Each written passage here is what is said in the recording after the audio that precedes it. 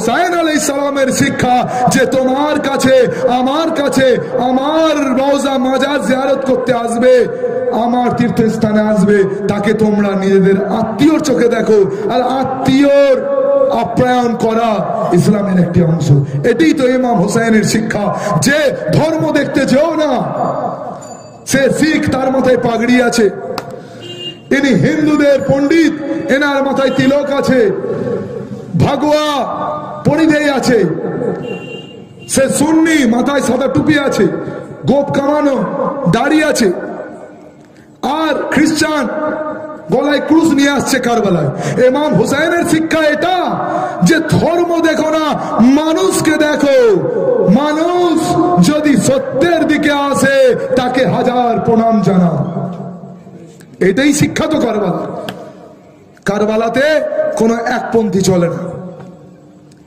এবার আপনাদের মধ্যে আমাকে একজন প্রশ্ন করছিলেন যে আমার জানতে ইচ্ছা যে এই কারবালাতে যারা এত পরিষেবা বিনামূল্যে দিচ্ছে, এত এত টাকা, লক্ষ লক্ষ টাকা, ভাবতে পারেন একসাথে 50টা DSLR ক্যামেরা লেন্স সমেত 1 লাখের উপরে দাম, এক একটা দিয়ে দিচ্ছেন ফ্রিতে।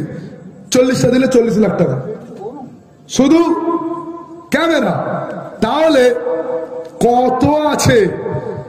লাখ লাখ টাকা খরচ হচ্ছে, লাখ লাখ লক্ষ লক্ষ টাকা কারবালায় খরচ করছে। তো আমাকে প্রশ্ন করেছেন যে এই টাকা আসলে কারা খরচা করছে, এই টাকা কারা খরচা করছে,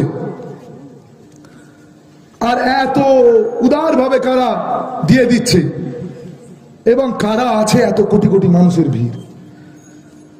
তো আমি তখন বললাম আমাকে জিজ্ঞাসা করে দরকার নেই, গুগলে যাও, উইকিপিডিয়াতে যাও, সার্চ করো, লেখা পড়ে নাও। এটা শুধুমাত্র ইমাম হুসাইনের শিক্ষা। আর এই শিক্ষা শিয়ার মধ্যে পাওয়া যায়। ওরা সকলে শিয়া আছে যারা নিজেদের ধন দৌলত সম্পত্তিকে লুটিয়ে দিয়ে ইমাম হুসাইনের জন্য হিন্দু আসলে তাকে পরিষেবা দিচ্ছেন বিনামূল্যে, খ্রিস্টান আসলে তাকে পরিষেবা, শিখ আসলে তাকে পরিষেবা। সকল মানুষকে নিজের জায়গায় নিজের করে নেওয়ার নামই হলো শিয়াত আলী ইবনে আবি তালেব।